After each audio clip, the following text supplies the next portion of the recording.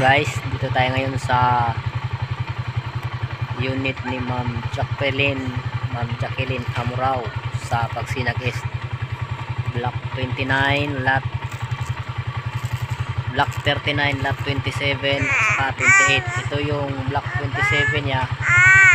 Ito naman yung Block 28. Yung tinatanong ni Ma'am Jacqueline kung may Meralco na yung unit niya. Tingnan natin kung may Meralco na, kasi nakikita mo naman sa nakikita mo naman dito sa poste niya kung mayroon na, may nakalagay. Ito nga, mayroon na nga. Ayan o, 39, 28 saka 27, mayroon na. May ano na ng Meralco, may Metro. Yung sa taas, yung wala pa, ano yun, 3930. So sa'yo Ma'am Jacqueline Amurao, mayroon ng Meralco ang iyong unit dito sa Pagsinag East. Dalawang unit, Block 39, Lot 27 at saka 28. Iyan, mayroon na nga, mayroon ng Meralco. Ito katabi, 27, 28, 49. Tubig wala pa, pero may abang na. Pwede nyo na itong lipatan pala, pakabit na lang kayo ng tubig. Ayan, grabe.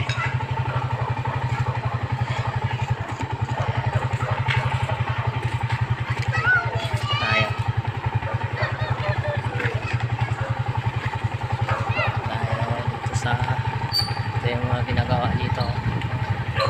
Ito yung dulo ng Block 39. Ayan. Ito yung ongoing na ginagawa ng Block 39. Ano yan? Block 39, Lot 42, 43, 44, 45, 46, 47, Block 39, Lot 48, 49, 50, 51, 52 hanggang Block 53 na. Hanggang Block 53 na dito sa Block 39 hanggang Lot 53.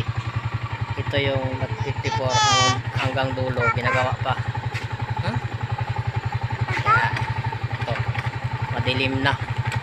Medyo madilim-dilim na tayo nakapunta dito dahil busy rin tayo. Dahil tayong ginagawa ngayon, kaya sinagitan lang natin to kahit medyo dilim na. Ayan. Dito yung Block 33. Hawak baby ha. Hawak ka. Okay, hawak mo na to. Ganda pala dito sa dulo. Kaya ito ang view dito pag 5:38 na ng hapon. Ito ang itsura dito sa ating subdivision sa Pagsinag East.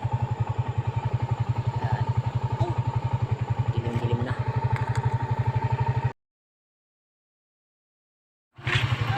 So ayan, nandito na naman tayo din sa Block 19, Lot 6 kay Sir Melchor Cañete. Sir, ito po yung unit nyo. Ayan, ito po yun. Itong sa harap nitong balde. Yan, yung madilim na kasi, kaya medyo madilim din yung ating kuha kasi mag-aalas 6 na. Yan, yung unit nyo Sir Melchor Cañete, Block 19, Lot 6. Yan, yung ibang sa Block 19 doon sa baba wala pa. Ito yung katabi nyo, itong may motor.